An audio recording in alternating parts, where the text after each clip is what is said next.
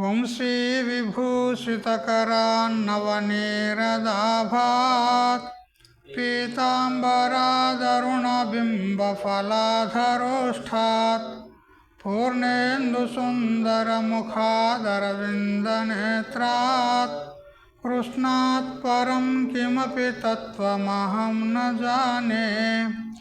వ్యాఖ్యాముద్రికయా లసత్కరతలం సద్యోగపీఠస్థితం వామే జానుతలే దధానమపరం హస్తం సువిద్యానిధిం. విప్రవ్రాతవృతం ప్రసన్నమనసం పాథోరుహాంగద్యుతిం పారాశర్యమతీవ పుణ్యచరితం వ్యాసం స్మరేత్ సిద్ధయే. శ్రుతిస్మృతిపురాణానామాలయం కరుణాలయం నమామి భగవత్పాదం శంకరం లోకశంకరం. ఈశ్వరో గురురాత్మేతి మూర్తిభేదవిభాగినే వ్యోమవద్వ్యాప్తదేహాయ దక్షిణామూర్తయే నమః. యుక్తాహారవిహారాయ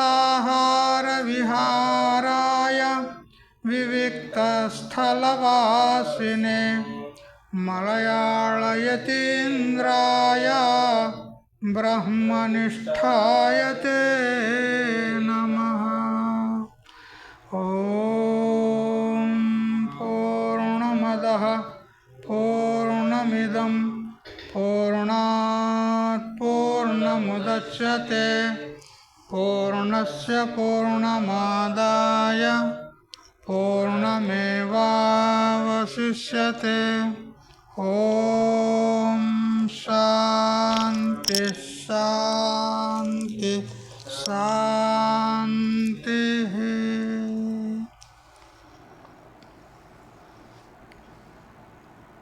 స్వాంత పరికల్పిత బ్రహ్మాండాంతర్వర్తి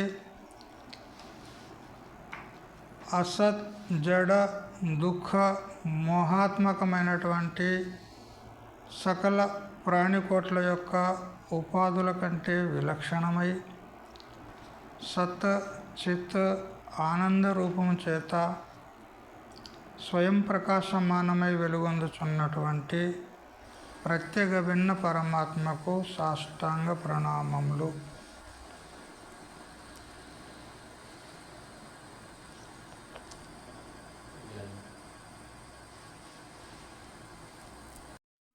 ఆత్మీయులారా, శ్రీ వేదవ్యాస భగవత్ ప్రణీతమైనటువంటి మహాభారతం యొక్క అంతర్గతమైనటువంటి శ్రీకృష్ణ పరమాత్మ చేత అర్జునుల వారికి ఉపదేశింపబడినటువంటి జగద్విఖ్యాతమైనటువంటి శ్రీమద్ భగవద్గీత అనేటువంటి సద్గ్రంథాన్ని ఈ రోజు నుండి శ్రీ శంకరాచార్యుల వారి చేత రచింపబడినటువంటి భాష్య సహితంగా చింతన చేయడానికి ఉపక్రమిస్తూ ఉన్నాము. భాష్యమే కాకుండా అక్కడక్కడ అపేక్షితమైనటువంటి స్థలాలలో కొన్ని విశిష్టమైనటువంటి టీకలను కూడా మనము పరామర్శిస్తూ వెళ్దాము.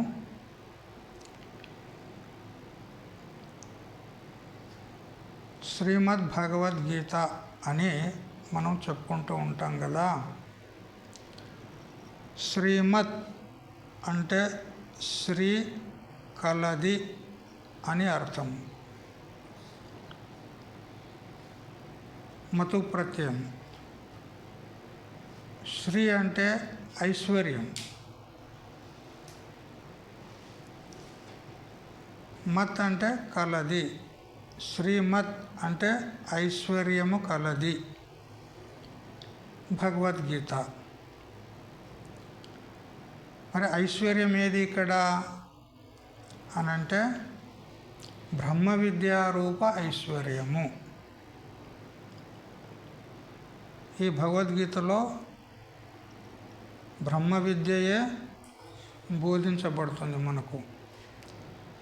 అందువల్ల ఆ బ్రహ్మ విద్యారూప ఐశ్వర్యము గలది కాబట్టి శ్రీమత్ అంటాము ఈ భగవద్గీతకు. గీత అంటే గానము చేయబడినది అని అర్థం. ఎవరి చేత గానం చేయబడింది అంటే భగవద్గీత, భగవంతుని చేత గానం చేయబడింది. శ్రీకృష్ణ భగవానుని చేత గానం చేయబడినందువలన భగవద్గీత అంటాం. భగవానుడు అంటే ఎవరు అని మనము తర్వాత కూడా తెలుసుకోవచ్చు. ఈ భగవద్గీతకు ముఖ్య తాత్పర్యం ఏమిటి? అది మనకు శ్రీ మధుసూదన సరస్వతి స్వాముల వారు వారి మంగళ శ్లోకాల్లో 3వ శ్లోకంలో చెప్తూ ఉన్నాడు. సచ్చిదానందరూపం తత్ పూర్ణం విష్ణోః పరం పదం యత్ప్రాప్తయే సమారబ్ధా వేదాః కాండత్రయాత్మకః. వేదాః కాండత్రయాత్మకాః.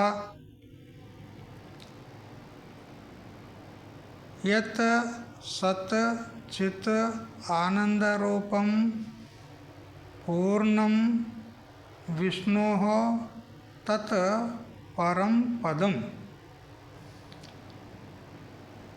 ఏదైతే సద్రూపమై, సత్ అనగా త్రైకాలిక అబాధ్యత్వం, సత్యత్వం, బాధరాహిత్యం, సత్యత్వం,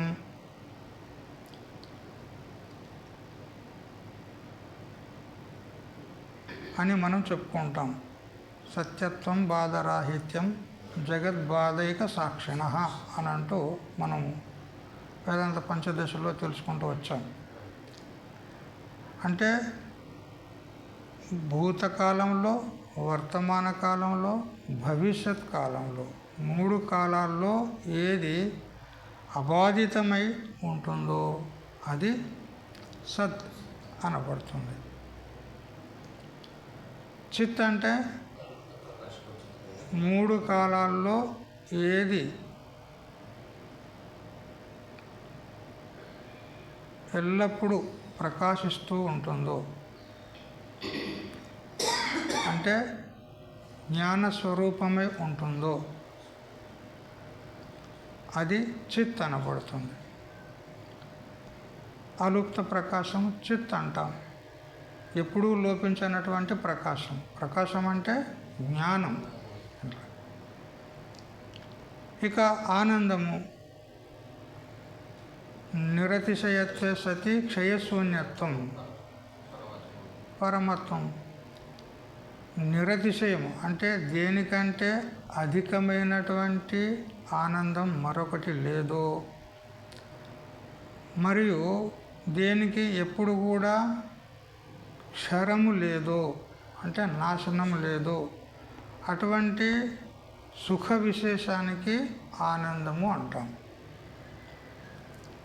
దేనికంటే అధికమైనటువంటి ఆనందం మరొకటి లేదో, ఏది ఎప్పుడు క్షయము కాదో అటువంటి విశేష సుఖము ఏదైతే ఉందో దానికి ఆనందం అంటాం. ఈ విధంగా సద్రూపమై, చిద్రూపమై, ఆనందరూపమై మరి పూర్ణమై, పూర్ణమంటే దేశ కాల వస్తు పరిచ్ఛేదరహితమై అన్ని దేశాల్లో ఉంటుంది, అన్ని కాలాల్లో ఉంటుంది, అన్ని వస్తువులలో ఉంటుంది. దానికే పూర్ణం, విభు, అనంతం, అఖండం, వ్యాపకం అని ఈ విధంగా పర్యాయ శబ్దాల్లో చెప్పుకుంటాము. ఇటువంటి స్వరూపము ఎవరిదై ఉంది అంటే విష్ణోహో పరమం పదం, విష్ణువు యొక్క పరంపదం. విష్ణువు అంటే ఎవరిక్కడ? చతుర్భుజాది ఆకారం కలిగినటువంటి శేషశయనుడైనటువంటి విష్ణువు కాదు. ఇక్కడ విష్ణు వ్యాపనే అనేటువంటి ధాతువు చేత మనకేమని తెలుస్తుంది? ఏది వ్యాపకమైనటువంటి స్వరూపమో అది విష్ణువు. ఆ విష్ణువు యొక్క స్వరూప స్థితి విష్ణు పదం. ఆ విష్ణు పదమును మనము వేటి ద్వారానైతే పొందగలుగుతామో దాన్ని పొందడానికి ప్రారంభించబడినటువంటి సమారబ్ధాః వేదాః, ప్రారంభించబడినటువంటి వేదములు ఏవైతే ఉన్నాయో ఋగ్, యజు, సామ, అథర్వణ అనేటువంటి 4 వేదాలు ఏవైతే ఉన్నాయో ఇవి ఏ విధంగా రచింపబడ్డాయి, ఏ విధంగా విభజింపబడ్డాయి వ్యాస భగవానుల చేత? ఖండత్రయాత్మకాః, 3 ఖండములుగా విభజింపబడినటువంటి 4 వేదాలు ఏ సచ్చిదానందమైనటువంటి పరిపూర్ణ విష్ణు పదమును పొందుటకు సమారబ్ధమైనయో, ప్రారంభించబడినయో ఆ వేదముల చేత ప్రతిపాద్యమైనటువంటి ఆ సచ్చిదానంద పరబ్రహ్మం యొక్క ప్రతిపాదనమే ఈ భగవద్గీత ద్వారా మనకు బోధించబడుతుంది. అంటే దీని ద్వారా మనకేం తెలుస్తుంది అని అంటే భగవద్గీత సకల ఉపనిషత్తుల యొక్క సారమే అని నిర్ధారణ అవుతుంది. ఉపనిషత్తులకు ఏది ప్రతిపాద్య విషయమో అదే భగవద్గీతకు ప్రతిపాద్య విషయం. కాబట్టి భగవద్గీత అనంటే ఇదొక సామాన్యమైనటువంటి గ్రంథం కాదు. సాక్షాత్ వాసుదేవుని ముఖారవిందం నుండి వెలువడినటువంటిది కదా. యా స్వయం పద్మనాభస్య ముఖపద్మాత్ వినిసృత అని చెప్పింది. కాబట్టి సామాన్యమైనటువంటి పురుషరచితమైనటువంటి గ్రంథాలు లాంటిది కాదు. ఇది అత్యద్భుతమైనటువంటిది, సకల ప్రాణులను ఉద్దేశించి ప్రవృత్తమైనటువంటిది. కేవలం ఏ మానవులకో లేదా దేవతలకో రాక్షసులకో కాకుండా పశుపక్ష్యాదుల సహితము సకల ప్రాణులను ఉద్దేశించి ప్రవృత్తమైనటువంటి గ్రంథము. ఇది కేవలం ఒక హైందవులకు మాత్రమే పరిమితమైనటువంటి గ్రంథం కాదండి. ఇది సంపూర్ణ విశ్వ మానవ కళ్యాణాన్ని ఉద్దేశించి ప్రవృత్తమైనటువంటిది. ఏ మతస్థులైనా ఉండుగాక అందరికీ సర్వసాధారణంగా జీవనంలో ఏ విధంగా వ్యవహరించాలి, మన స్వరూపాన్ని ఏ విధంగా తెలుసుకోవాలి అనేటువంటి విషయాన్ని చెప్పి జీవుల కళ్యాణాన్ని కోరి ప్రవృత్తమైనటువంటి అత్యంత పవిత్రమైనటువంటి గ్రంథము శ్రీమద్ భగవద్గీత. అయితే ఈ గ్రంథానికి శంకరాచార్యుల కంటే పూర్వం కూడా అనేక మంది మహాత్ములు దీనికి టీకలు టిప్పన్లు రాసినారు.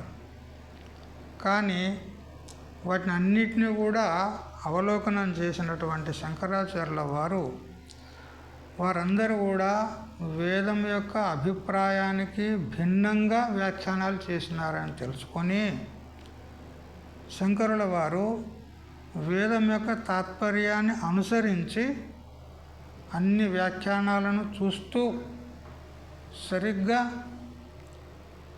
శృతి ప్రతిపాద్యమైనటువంటి శృతి తాత్పర్యమైనటువంటి పరబ్రహ్మ వస్తువు ఏదైతే ఉందో దాన్ని మాత్రమే గుర్తుపెట్టుకుంటూ దృష్టిలో పెట్టుకొని భాష్యం రాశారు.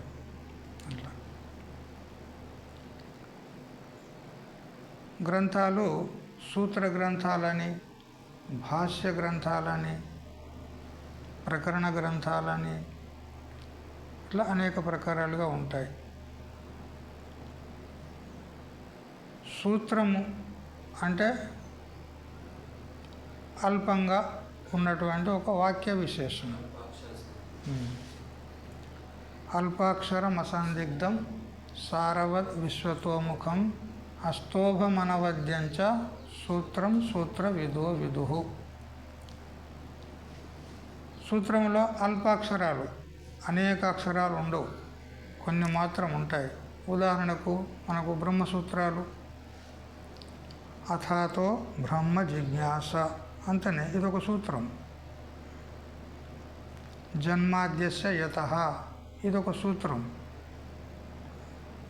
తత్తు సమన్వయాత్ ఇదొక సూత్రం. మొట్టమొదటి సూత్రం. మూడవ సూత్రము శాస్త్రయోనిత్వాత్, నాలుగవ సూత్రము తత్తు సమన్వయాత్. ఈ విధంగా క్రమంగా చిన్న చిన్న వాక్యాలు అన్నమాట, అల్పాక్షరాలు ఉంటాయి. మరియు అసందిగ్ధం, సూత్రాలలో ఏ విధమైనటువంటి సందేహాలు ఉండవండి, నిస్సందేహంగా నిశ్చయంగా చెప్తుంది సూత్రం.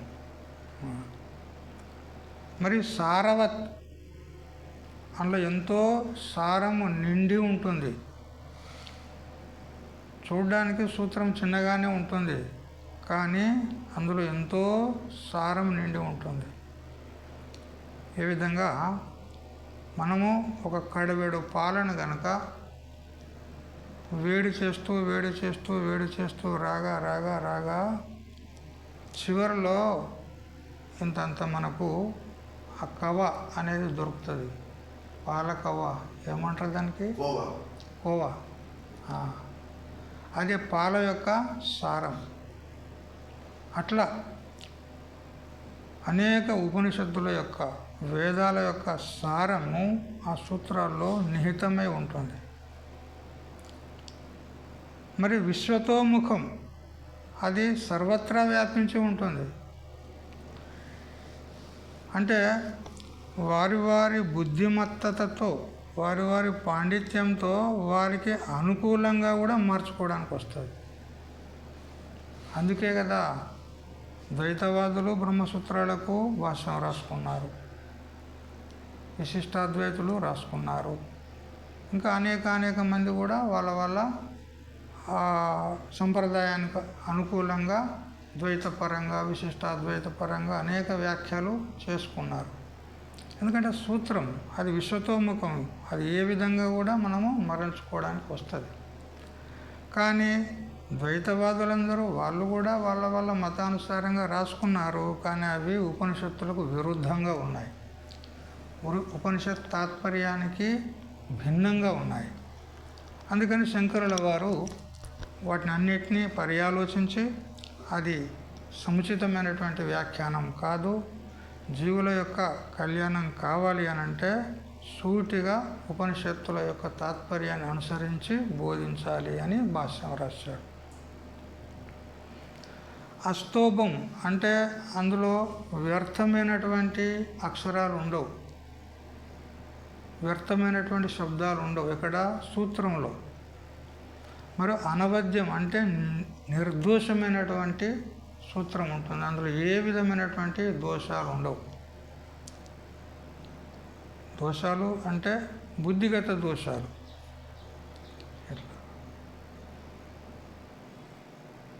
భ్రమ, ప్రమాద, విప్రలిప్స, కరణ అపాటవము అని 4 దోషాలు ఉంటాయి. ఇట్లా ఇవి బుద్ధిగత దోషాలు అనబడతాయి. అలాంటి దోషాలు అందులో ఏమీ ఉండవన్నమాట.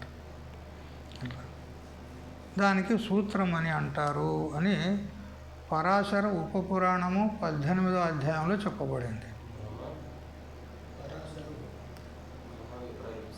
భ్రమ, ప్రమాద,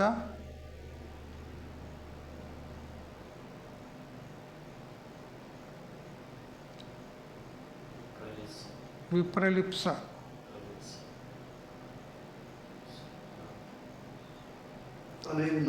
కరణ అపాటవం. కరణ అపాటవం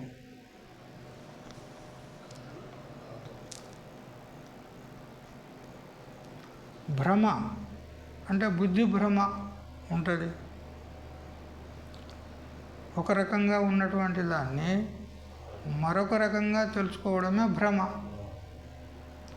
అలాంటి భ్రమ ఏదైతే ఉందో అది బుద్ధిగత దోషం.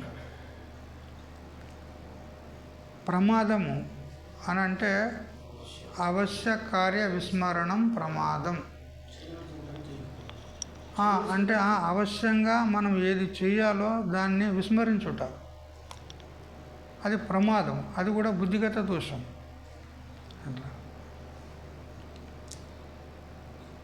ఇక విప్రలిప్స అంటే వంచన, మోసం.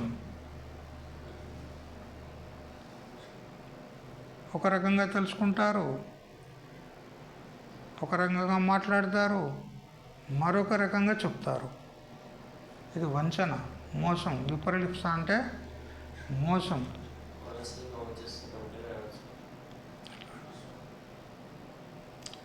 ప్రతారకత్వం అని కూడా దీనికి పర్యాయ శబ్దం ఉంది. విప్రలిప్స అంటే ప్రతారకుడు అంటే వంచన చేసేవాడు, మోసగాడు అని అర్థం. మరియు కరణ అపాటవం, ఇంద్రియాల యొక్క పటుత్వం తప్పితే కూడా దోషాలు వస్తాయి, దోషాలు తొరలుతాయి. నేత్రంలో దృష్టి దోషం వచ్చిందనుకో, చూడడంలో పొరపాటు అవుతుంది. చెవుడు వచ్చేసిందనుకో, వినడంలో పొరపాటు అవుతుంది. ఒక్కోసారి వాకు దోషం కూడా అవుతుంది ప్రమాదం చేత. ఈ విధంగా కరణ అపాటవం. పాటవం అంటే పటుత్వము, అపాటవం అంటే అధారిడ్యత. ఈ విధంగా బ్రహ్మ, ప్రమాద, విప్రలిప్స, కరణ అపాటవము అనేటువంటి చతుర్విధ బుద్ధిగత దోషాలు లేనటువంటిది సూత్రం. ఎందుకు అనంటే సాక్షాత్ భగవంతుని యొక్క అవతార విశేషమైనటువంటి మహాత్ములు రాశారు కాబట్టి అది ఇటువంటి ప్రమాదాలకు, ఇటువంటి దోషాలకు గురి కాదు, నిర్దిష్టమైనటువంటిది ఉంటుంది. అదేవిధంగా మన భగవద్గీత కూడా భగవంతుని చేత రచితమైనటువంటిది, వెలువడినటువంటిది కాబట్టి నిర్దిష్టమైనటువంటిది. మనకు ముందు కూడా 13వ అధ్యాయంలో వస్తుంది, బ్రహ్మసూత్రపదైశ్చైవ హేతుమద్భిర్వినిశ్చితై అని. బ్రహ్మసూత్ర పదాలు అంటే బ్రహ్మమును ప్రతిపాదించేటువంటి సూత్రప్రాయమైనటువంటి వాక్యాలు ఏవైతే ఉపనిషత్తుల్లో ఉన్నాయో వాటి యొక్క తాత్పర్యాన్ని ఈ భగవద్గీతలో చెప్పడం జరిగింది. కొన్ని సందర్భాల్లో అవే వాక్యాలను తీసుకొని కూడా చెప్పడం జరిగింది. కాబట్టి నిర్దిష్టమైనటువంటి భగవద్గీత. ఇటువంటి భగవద్గీతకు భాష్యం రాశాడు శంకరాచార్యుల వారు. భాష్యం దేనికంటారు కదా, సూత్రార్థో వర్ణ్యతే యత్ర సూత్రై పదానుసారిభిః స్వపదాని చ వర్ణ్యంతే సూత్రం సూత్రవిదో విదుః. సూత్రార్థో వర్ణ్యతే యత్ర. యత్ర అంటే ఏ భాష్యం నందైతే సూత్రం యొక్క అర్థము వర్ణించబడుతుంది. ఉదాహరణకు అథాతో బ్రహ్మ జిజ్ఞాస ఉన్నదనుకో, అథ అంటే ఏమిటి, అతః అంటే ఏమిటి, బ్రహ్మ అంటే ఏమిటి, బ్రహ్మ జిజ్ఞాస అంటే ఏమిటి? సూత్రంలో ప్రతి పదానికి అర్థాన్ని చెప్తాడు. మరి పర్యాయంగా స్వపదాలను కూడా చెప్తాడు. మరి తాను స్వపదాలను ఎక్కడెక్కడ ప్రయోగం చేసినాడో వాటిని మళ్ళీ వ్యాఖ్యానం చేస్తాడు. సూత్రార్థో వర్ణ్యతే యత్ర పదై సూత్రానుసారిభిః. సూత్రార్థో వర్ణ్యతే యత్ర పదై సూత్రానుసారిభిః స్వపదాని చ వర్ణ్యంతే. సూత్రానుసారంగా పదాలను ప్రయోగం చేస్తాడు. మరి తాను ప్రయోగించినటువంటి స్వపదాలు ఏవైతే ఉన్నాయో వాటిని కూడా మళ్ళీ వ్యాఖ్యానం చేస్తాడు. ఇది భాష్యం యొక్క శైలి అన్నమాట. ఇది దానికి భాష్యం అంటారు. ఈ విధంగా భాష్యాన్ని రాశాడు శంకరుల వారు. భగవద్గీతకు భాష్యాన్ని వ్రాస్తూ ప్రప్రథమంగా భగవంతుడు ఉపోద్ఘాత భాష్యము అని రాసినాడు.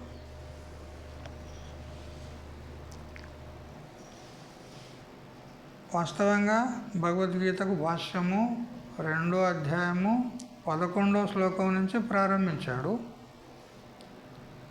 అయితే మొట్టమొదలు ప్రథమాధ్యాయానికి పూర్వమే ఉపోద్ఘాత భాష్యాన్ని రాసినాడు. ఉపోద్ఘాతం దేనికంటారు? ప్రతిపాద్యమర్థం బుద్ధౌ సంగృహ్య తదర్థం అర్థాంతర కథనం ఉపోద్ఘాతః. ఇట్లా తాను ప్రతిపాదించదలుచుకున్నటువంటి విషయాన్ని బుద్ధిలో పెట్టుకొని ఆ ప్రతిపాద్య విషయానికి సంబంధించినటువంటి అన్యమైనటువంటి అర్థాలను, అన్యమైనటువంటి విషయాలను చెప్పుట, దీనికి ఉపోద్ఘాతము అంటారు. ప్రతిపాద్య విషయాన్ని బుద్ధిలో పెట్టుకుంటాడు, దానికి సంబంధించినటువంటి వేరే వేరే విషయాలను మళ్ళీ చెప్తాడు. ఏ విధంగా? ఉదాహరణ చూడండి. ఒక అమ్మగారు మజ్జిగ కావాలని ఒక చెంబు ముంత ఏదో అంటారు కదా, తీసుకొని పొరిగింటి అమ్మగారి దగ్గరికి వెళ్ళింది. వారికి ఆవు ఉంది, పాలు ఇస్తుంది. వాళ్ళు పాలు పితికి చక్కగా పెరుగు చేసి మజ్జిగ చేసి వాడుకుంటూ ఉంటారన్నమాట. అయితే పక్కింటి వారికి ఆవు ఉంది కదా, వారి దగ్గర మజ్జిగ తప్పకుండా దొరుకుతుంది అనేటువంటి ఆశతో ఒక చెంబు తీసుకున్నది. ఈ అమ్మగారు ఆ పక్కింటి అమ్మగారి దగ్గరికి వెళ్ళింది. పోయినప్పుడు ఆ చెంబును ఎదురుగా చేతిలో పట్టుకొని పోలే, వెనక్కి పట్టుకున్నది. ఇట్లా వెనక్కి పట్టుకొని ఆ అమ్మ దగ్గరికి వెళ్ళి, అమ్మగారు అమ్మగారు ఉన్నారా అన్నది. ఏ అమ్మా అన్న. బాగున్నారా అమ్మ, అది ఇది ఏదో మాట్లాడింది. మాట్లాడిన తర్వాత మీ ఆవు పాలిస్తుంది కదమ్మా అంటే ఇస్తుందమ్మా అన్నది. ఎన్ని లీటర్లు ఇస్తుందమ్మా అంటే కొన్ని లీటర్లు ఇస్తుంది అని చెప్పింది. చెప్పిన తర్వాత మీ ఆవుకు మేత వేస్తారు కదా, అది మీ పొలంలో నుంచే తెస్తారా లేదా ఖరీదు చేసుకొని కొనుక్కొని వచ్చి వేస్తారా అంటే, లేదండి మా పొలం నుంచే మేము తెస్తూ ఉంటాము అంటే. మీ ఆవుకు మొగ దూడనా ఆడ దూడనా అని అడుగుతుంది. అవన్నీ అక్కర్లేదు, కానీ వచ్చిన పని ఒకటి ఉన్నది కదా, అదే అన్నమాట. ఏదో ఒకటి చెప్పేసింది, మగ దూడనో ఆడదో ఏదో ఒకటి ఉంటుంది.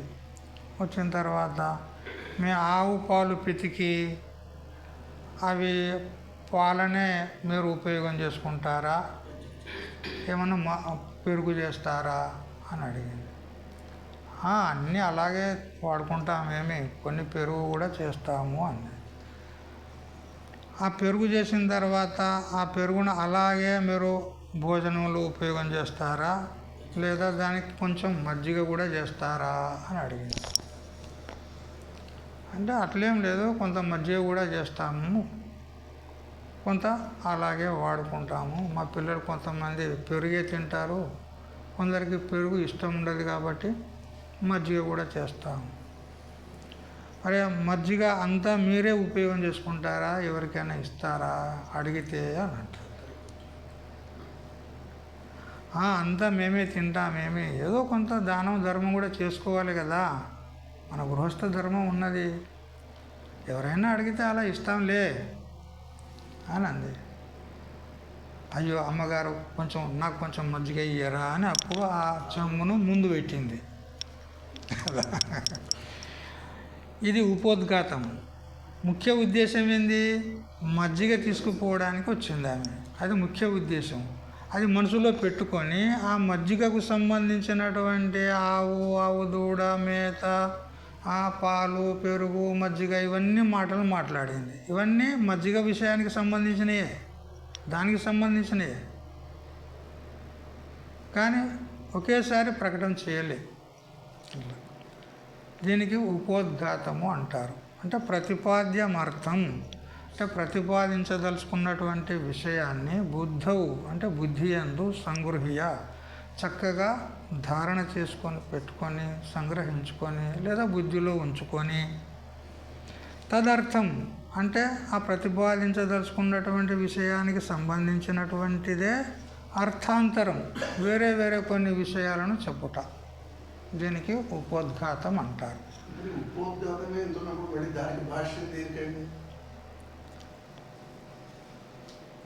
భాష్యం ముందు రాయబోతున్నాడు కదా, భాష్యం ముందు రాయబోతున్నాడు.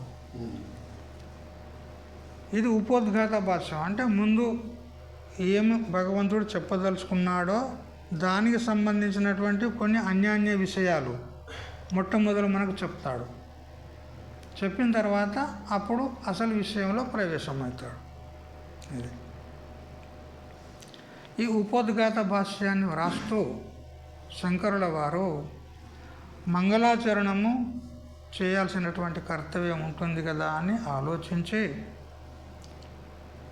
శంకరాచార్యుల వారు స్వతహాగా మంగళాచరణ శ్లోకం ఏమీ చేయలేదు. ఇక్కడ భగవద్గీత భాష్యంలో స్వతహా మంగళాచరణం చేయలేదు.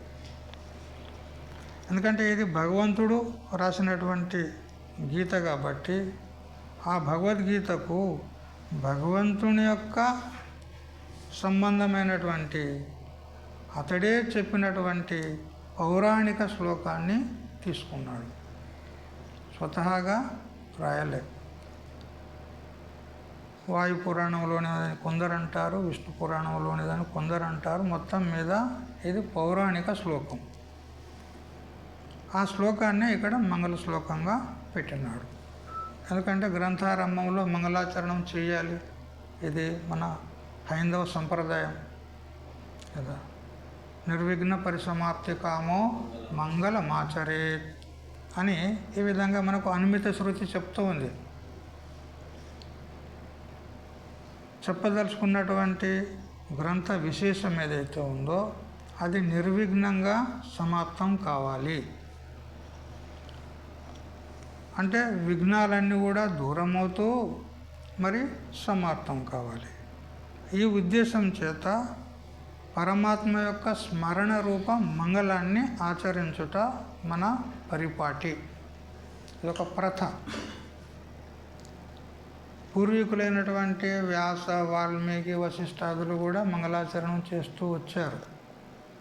సంప్రదాయులు మన వాళ్ళంతా పూర్వీకులు కాబట్టి మనం కూడా చెయ్యాలి అనే ఉద్దేశం చేత శంకర భగవత్పాదులు స్వరచితమైనటువంటి మంగళాచరణం కాకుండా పౌరాణిక మంగళాచరణము చేస్తున్నాడు.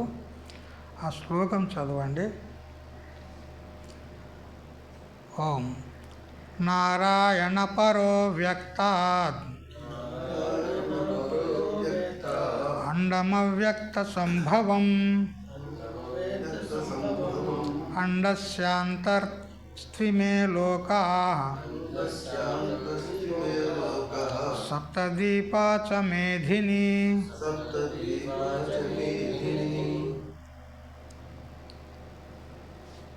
ఓం అని అంటూ మంగళ శ్లోకాన్ని ప్రారంభం చేస్తున్నాడు. ఓం అంటేనే మంగళమైనట్లే. ఎందుకనంటే ఈ ఓంకారము సృష్టి ఆరంభంలో బ్రహ్మదేవుని యొక్క ముఖార బిందం నుండి వెలువడినటువంటి ప్రప్రథమ శబ్దం.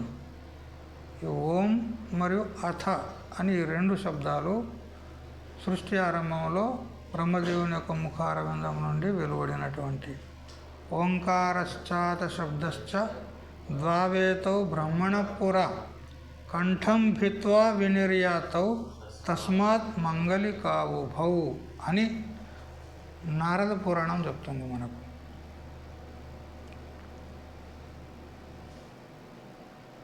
ఓంకార చ అథ శబ్ద, ఓంకార శబ్దము అథ అనే శబ్దము, ఈ రెండు సృష్టి ఆరంభంలో బ్రహ్మణ కంఠం భిత్వా, బ్రహ్మదేవుని యొక్క కంఠాన్ని ఛేదించుకొని, అంటే కంఠం నుండి వెలువడినటువంటి ప్రప్రథమ శబ్దాలు. అందుకని ఇవి మంగళ శబ్దాలు. కాబట్టి ఓం అని ఉచ్చరిస్తే చాలు, మంగళమైనట్లే. ఎందుకంటే తస్య వాచక ప్రణవ అని అంటూ పతంజలి భగవాన్ కూడా చెప్పాడా లేదా? తస్య అంటే పరమాత్మ యొక్క, వాచక అంటే అతని యొక్క నామధేయం, పేరు ఏది అని అంటే ఓం. ఓం అంటే పరమాత్మను స్మరించినట్లే. అందువల్ల ఓంకారంతో ప్రారంభమవుతున్నందువలన మంగళపూర్వకంగా మన యొక్క భగవద్గీత భాష్యం ప్రారంభమవుతుంది అంటూ శ్లోకాన్ని ప్రవృత్తం చేసినాడు. నారాయణ పరో వ్యక్తాత్ అనంటూ. అయితే ఈ శ్లోకం యొక్క స్థూలార్థం ఏమిటంటే,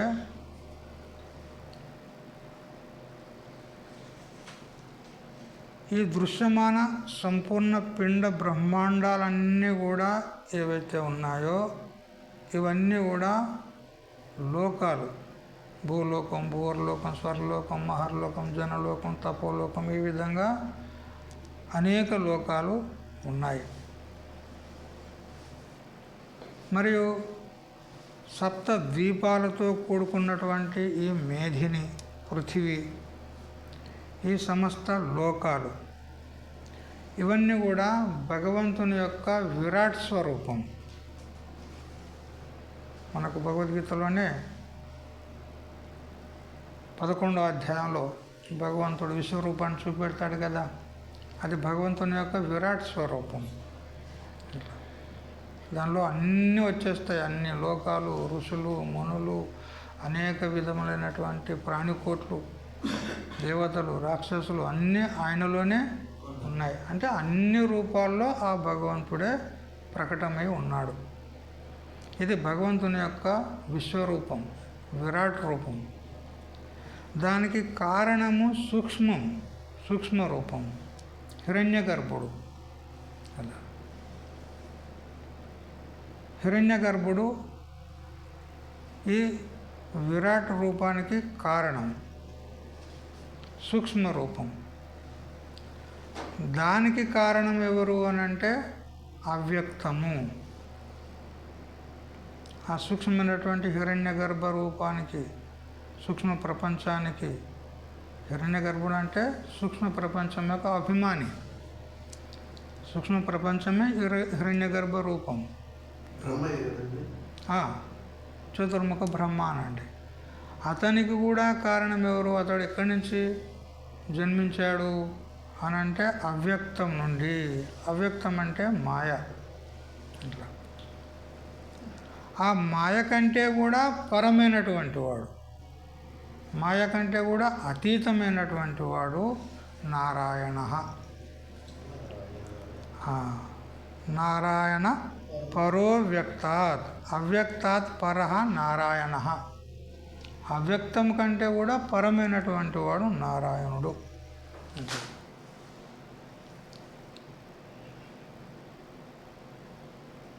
ఉదాహరణకు మాయ అంటే, అజ్ఞానం అంటే, అవిద్య అంటే ఇవి పర్యాయ శబ్దాలు. అయితే అజ్ఞానం ఏదైతే ఉందో అది మనకు తెలియబడుతుంది కదా. తెలియబడినటువంటి మనము దాన్ని తెలుసుకుంటున్నామంటే దానికంటే వేరుగానే ఉన్నాం కదా. మరి ఇప్పుడు అజ్ఞానం కంటే పరంగానే ఉన్నాం కదా, వేరుగానే ఉన్నాం, దానికంటే అతీతంగా ఉన్నాం. ఎక్కడ ఇప్పుడు ఈ మన వెస్ట్ శరీరంలో ఈ స్థూల సూక్ష్మ కారణ శరీరాలు, కారణ శరీరం అంటే అజ్ఞానం, వీటన్నిటికంటే భిన్నంగా ఉండి వాటికి సాక్షి అయి ఏ విధంగా మనం ప్రకాశిస్తున్నామో అట్లా ఈ పిండ బ్రహ్మాండాలన్నిటికీ కూడా ఆ మాయకు కూడా అతీతమయ్యి పరమాత్మ ప్రకాశిస్తున్నాడు.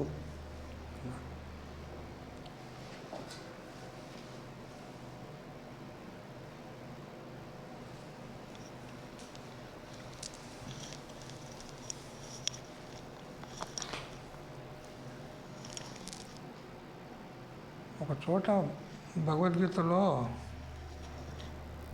జ్యోతిషామపి తజ్జ్యోతి తమసః పరముచ్యతే జ్ఞానం జ్ఞేయం జ్ఞానగమ్యం హృది సర్వస్య విష్ఠితం అని మనకు భగవద్గీతలో కూడా 13వ అధ్యాయంలో ఎన్నో శ్లోకము 17 అంటే తమసః పరముచ్యతే. తమస్సు అంటే అజ్ఞానం, మాయ. అదే చెప్పినాడు ఇక్కడ, నారాయణ పరో అవ్యక్తాత్, అవ్యక్తం కంటే పరమైనటువంటి వాడు. మరియు ఆ అవ్యక్తం నుండి అండము ఉత్పన్నమైంది, అండం అవ్యక్త సంభవం అన్నాడు. అండము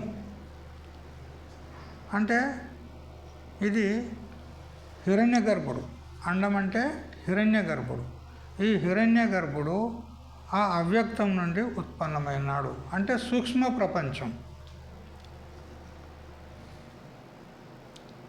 ఆ సూక్ష్మ ప్రపంచం అంటే ఆకాశాది పంచభూతాలు పంచీకృతము కాక పూర్వము సూక్ష్మభూతాలుగా ఉన్నాయి.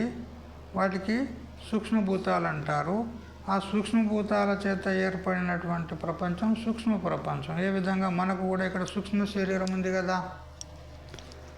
ఏదేది? బుద్ధి కర్మేంద్రియ ప్రాణ పంచకైర్మన సాధియ శరీరం సప్తదశభిః సూక్ష్మం తల్లింగముచ్యతే. బుద్ధీంద్రియాలు 5.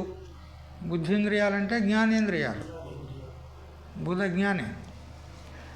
జ్ఞానేంద్రియాలు 5, కర్మేంద్రియాలు 5, 10.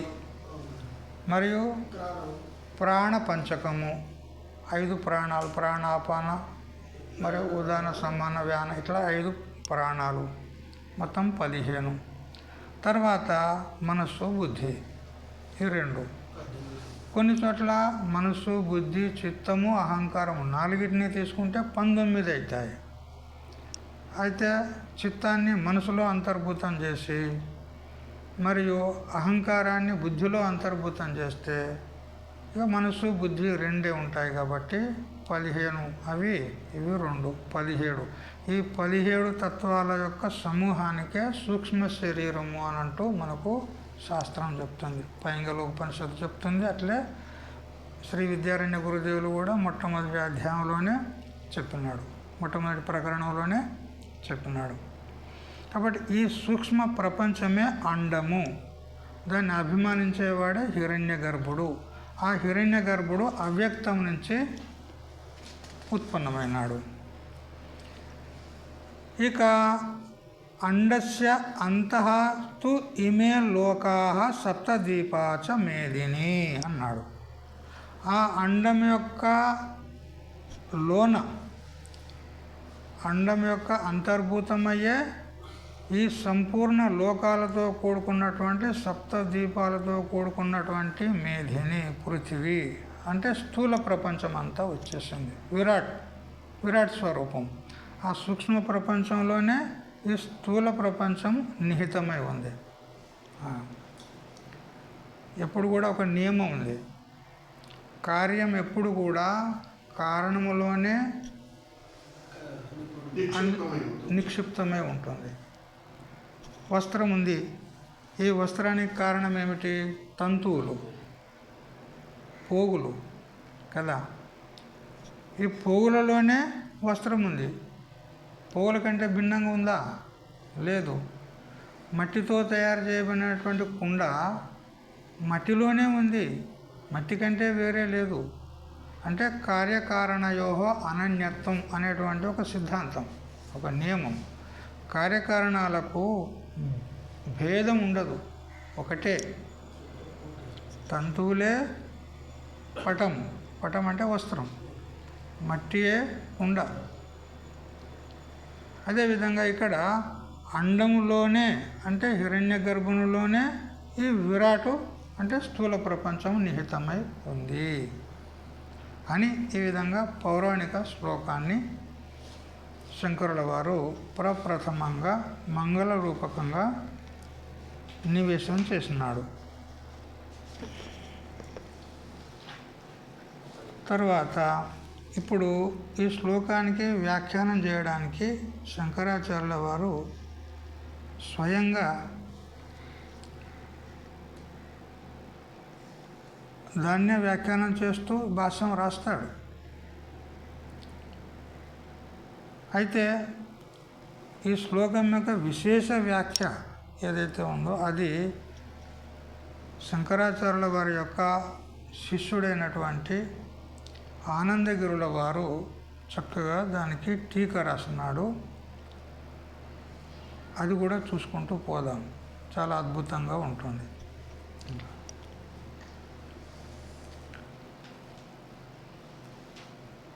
కర్మనిష్ట జ్ఞాననిష్ట ఇది ఉపాయ ఉపేయభూతం నిష్టాద్వయం అధికృత్య ప్రవృత్తం గీతాశాస్త్రం వ్యాచిఖ్యాసు భగవాన్ భాష్యకారః విఘ్నోపప్లవ ఉపశమనాది ప్రయోజన ప్రసిద్ధయే ప్రామాణిక వ్యవహార ప్రమాణకం ఇష్టదేవతాతత్వానుస్మరణం మంగళాచరణం సంపాదయన్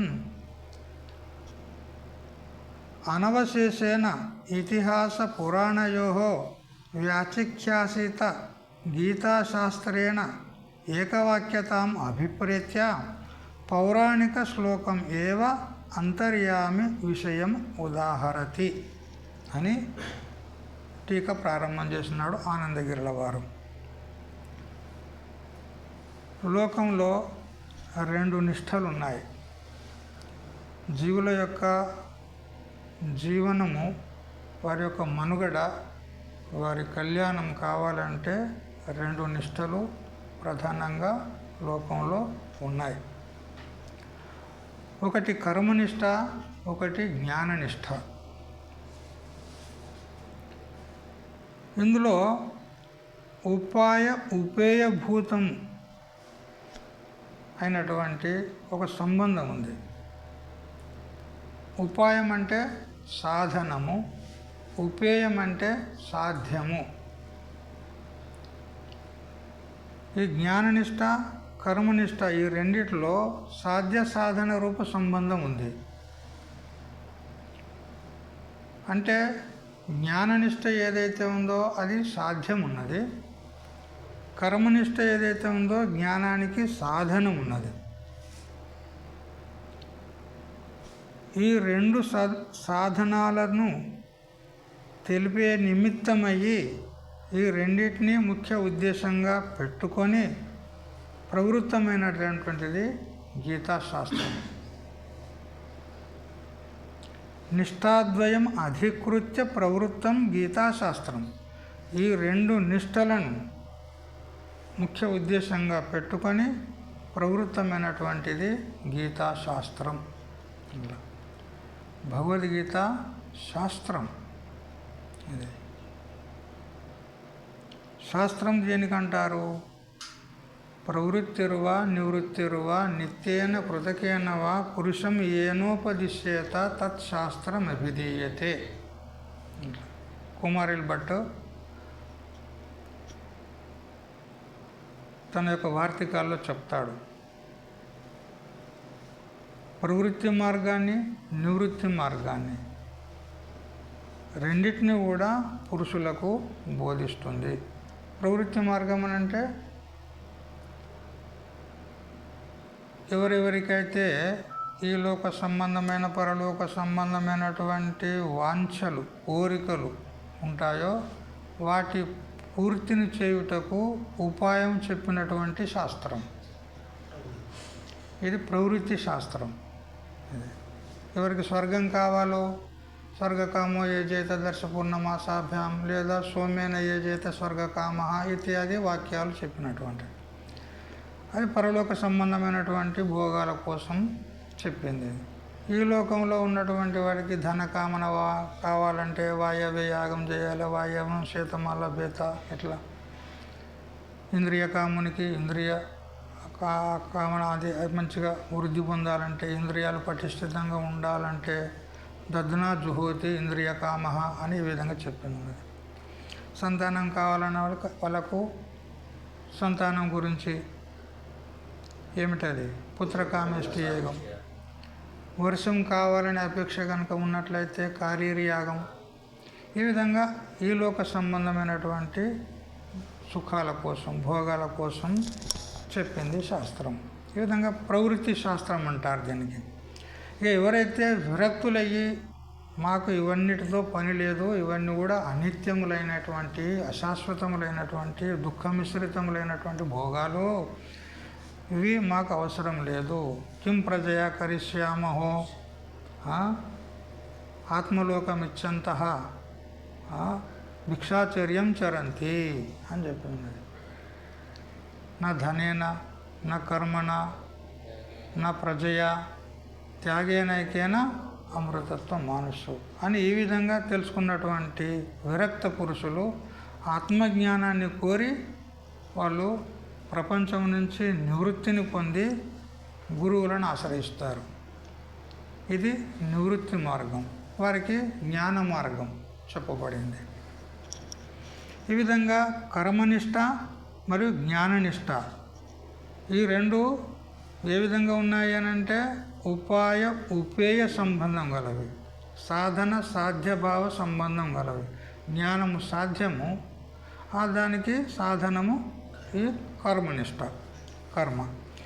ఈ విధంగా రెండు నిష్టలను ఉద్దేశంగా పెట్టుకొని ప్రవృత్తమైనది గీతాశాస్త్రం. ఈ గీతాశాస్త్రాన్ని వ్యాఖ్యానం చేయదలుచుకున్నటువంటి భగవాన్ భాష్యకార, భగవంతుడైనటువంటి భాష్యకారులు ఎవరు? శ్రీ ఆద్యగురు శంకరాచార్యుల వారు. ఆయనే ఈ గ్రంథాన్ని ఆరంభించుటకు పూర్వము, భాష్యాన్ని ఆరంభించుటకు పూర్వము మంగళాచరణం చేయాలి కదా, ఇది మన సంప్రదాయం కదా అని భాష్యకారులు మంగళాచరణం చేయదలుచుకున్నవాడయి, ఆ మంగళాచరణం కూడా ఎందుకు చేయాలి, మంగళాచరణం యొక్క ప్రయోజనం ఏమిటి అంటే గ్రంథము ఏ విధమైనటువంటి ప్రతిబంధకాలు లేకుండా, ప్రతిబంధకం అంటే దేనికంటారు? కార్యవిరోధికు ప్రతిబంధకయ్యే అంటే ఏ కార్యాన్ని అయితే మనం తలపెడతామో అది మధ్యలోనే ఆగిపోయేలాగా నిలిచేటువంటి అడ్డుగోడలు, వాటికి ప్రతిబంధకాలు అంటారు, విఘ్నాలు అంటారు. ఆ విఘ్నాలన్నీ కూడా నివృత్తం కావాలి మరియు చక్కగా పరిసమాప్తం కావాలి. మరియు ఉపప్లవ ఉపశమనాది అన్నాడు. ఆది శబ్దం చేత గ్రంథము నిర్వివాదంగా ప్రచయ గమనం కావాలి, అంటే విస్తృత ప్రచారం కావాలి గ్రంథం. ఈ ఉద్దేశం చేత మంగళాచరణము చెప్తూ, మరియు ప్రయోజన సిద్ధయే, ప్రయోజనం కూడా సిద్ధించుట కోసము. ప్రయోజనం ఏది మనకు ఈ గ్రంథం ద్వారా? అంటే మోక్షము. మనకు కావాల్సింది ముఖ్య ప్రయోజనం ఏది? మోక్షం. ఆ మోక్షం సిద్ధించుట కొరకు ప్రామాణిక వ్యవహార ప్రమాణకం ఇష్టదేవత తత్వానుస్మరణం మంగళాచరణం సంపాదయన్ అన్నాడు. చూడు, మంగళాచరణం చెయ్యాలి, కానీ ఏదో బుద్ధికి తోచినట్టు చెప్పడం కాకుండా ఒక ప్రామాణికమైనటువంటి మంగళాచరణం తీసుకుంటున్నాడు. ఏది అనంటే పౌరాణిక మంగళాచరణం, పురాణంలో చెప్పినటువంటి మంగళాచరణం. అందులో ఏమి స్మరింపబడింది అంటే ఇష్టదేవత అనుస్మరణం, ఇష్టదేవతను స్మరించడం జరిగింది. ఇష్టదేవత ఎవరు అంటే నారాయణుడు. ఇట్లా నారాయణుడు అంటే ఎవరు అంటే శుద్ధ చైతన్యమే. ఏకం ఏవ అద్వితీయం బ్రహ్మ, విజ్ఞానమానందం బ్రహ్మ, సత్యం జ్ఞానం అనంతం బ్రహ్మ, రసో వేసః అని శృతుల చేత ప్రతిపాదితమైనటువంటి ఏ శుద్ధ చైతన్యం పరమాత్మ ఉన్నాడో అతడే ఇక్కడ ఇష్టదేవుడు. అందరికీ ఇష్టమైనటువంటి వాడు ఎవడు చెప్పండి? వాస్తవంగా ఆ శుద్ధ చైతన్యమే. కాకపోతే దాని జ్ఞానం లేక కొందరు ఈ సగుణమైనటువంటి రూపాలను తీసుకొని ఆరాధన చేస్తూ ఉన్నారు. కానీ వాస్తవంగా సగుణ రూపాలన్నీ కూడా ఎక్కడి నుంచి వచ్చినాయి? ఆ శుద్ధ చైతన్యం నుంచే వచ్చినటువంటి. మరి ఇవన్నీ కూడా శుద్ధ చైతన్యమే. మట్టి నుండే వెలువడినటువంటి కుండ అనుకోండి, కూజ అనుకోండి, ముంత, మూకుడు, ఏవేవో అన్నీ తయారు చేస్తాడు. వాటన్నిటికీ కారణం ఏమి? మట్టే కదా. అన్ని మట్టి నుండే వెలువడింది. బంగారం నుండి వెలువడినటువంటి అనేక ఆభరణాలు కదా, లక్ష్మీహార అంటారు, కమ్మలు అంటారు, ఉట్టాలు అంటారు, ఏవేవో అంటారు. అన్నీ ఎక్కడి నుంచి బయలుదేరినాయి? బంగారం నుంచే. మరి అన్నిటి యొక్క మూల స్వరూపం ఏమిటి? బంగారమే. అదేవిధంగా ఈ దేవతలు అబ్ది అపార స్వరూపం మమ లహరి విష్ణు మహేష్ విధిరవి చంద వరుణయమ శక్తి ధనేశ గణేష్ అన్నాడు. ఏ విధంగా సముద్రం నుండే అనేక అలలు వెలువడతాయి. ఆ అలల యొక్క వాస్తవ స్వరూపం ఏమిటి? సముద్రమే. సముద్రమే. దానికే మనం అలలు అని పేరు పెట్టినాం. అట్లే ఆ శుద్ధ చైతన్యం నుండే వెలువడినటువంటి బ్రహ్మ, విష్ణు, మహేశ్వరుడు, మరియు దేవి, గణపతి, సూర్యుడు, ఇవన్నీ దేవతలు ఏవైతే మనం చెప్పుకుంటామో ఇవన్నీ కూడా శుద్ధ చైతన్యం నుండే వెలువడినవి. శుద్ధ చైతన్యంలో ఇవన్నీ కూడా తరంగాల లాంటివే అంటాడు. ఈ దేవతలు మనం ఎవరినైతే చెప్పుకుంటాం కదా, బ్రహ్మ, విష్ణు, మహేశ్వరి, ఇది రాముడు, కృష్ణుడు, దేవి, సూర్యుడు, గణపతి, వీళ్ళందరూ కూడా నా స్వరూపంలో అలల లాంటి వారు. ఇలా వచ్చి అలా మాయమైపోయేవారు. అందువల్ల ఆ పరమాత్మయే, నారాయణుడే అందరికీ ఇష్టమైనటువంటి దేవత. ఆ ఇష్టదేవత తత్వానుసంధానం. తత్వం అంటే యథార్థం, ఉన్నట్టుగా తెలుసుకొనుట, అది తత్వం. ఘటం యొక్క తత్వం ఏమిటి అంటే మట్టి. అది వాస్తవ స్వరూపం. మన కుండ అని నామరూపాలు ఏవైతే చెప్తున్నామో అది కల్పితం. దాని వాస్తవ స్వరూపం తత్వం ఏమిటి అంటే మట్టి. అట్లా ఇక్కడ కూడా అనేక దేవతలను మనం ఆరాధిస్తున్నాం. వాటి యొక్క తత్వం ఏమిటి అని అంటే శుద్ధ చైతన్యం, నారాయణుడు. నారాయణుడు అంటే ఆ సముద్రం మీద శేషశాయి అయినటువంటి నారాయణుడు కాదు. ఇక్కడ శుద్ధ చైతన్యం, ఆ మాయా మలరహితమైనటువంటి మన స్వరూపం చేత అభిన్నమైనటువంటి శుద్ధ చైతన్యమే నారాయణుడు. అదే అందరికీ ఇష్టమైనటువంటి దేవుడు. ఆ ఇష్టదేవత తత్వానుస్మరణ రూపమైనటువంటి మంగళాచరణం సంపాదయన్ అంటే మంగళాచరణం చేస్తూ అనవశేష ఇతిహాస పురాణయో వ్యాఖ్యాసిత గీతాశాస్త్ర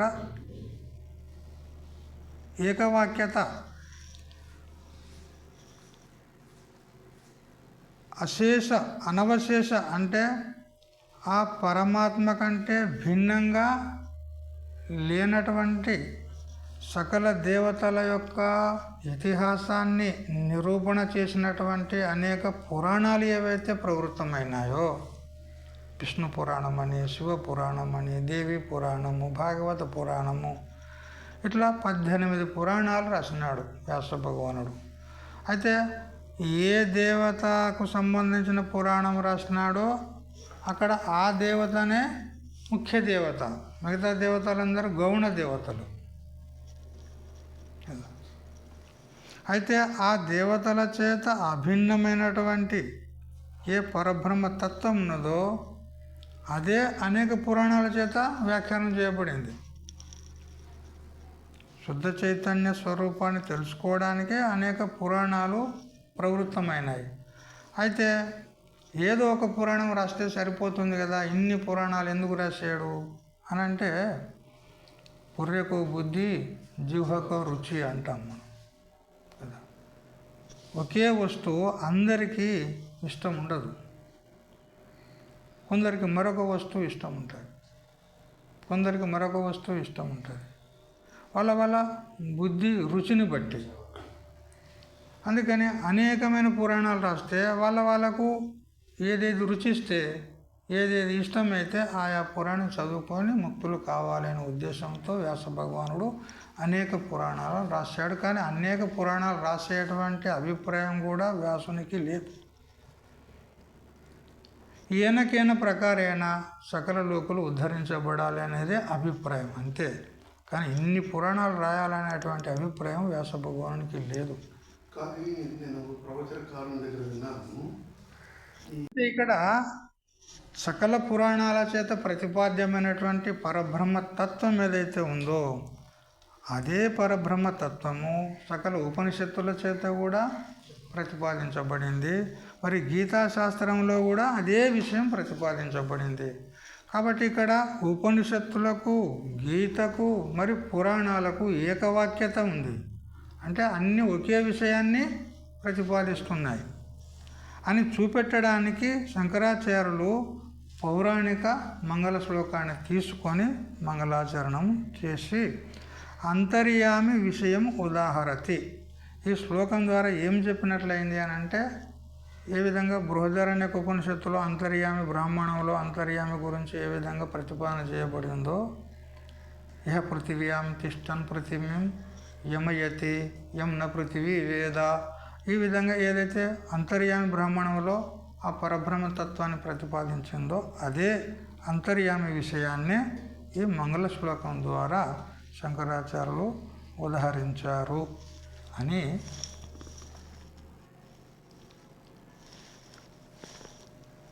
భాష్యానికి, అంటే ఇప్పుడు మనం చదువుకున్నటువంటి మంగళ శ్లోకానికి ఉపోద్ఘాత రూపంలో, భగవద్గీతకు ఉపోద్ఘాత రూపంలో ఉపోద్ఘాత భాష్యాన్ని రాసినాడు శంకరాచార్యుల వారు.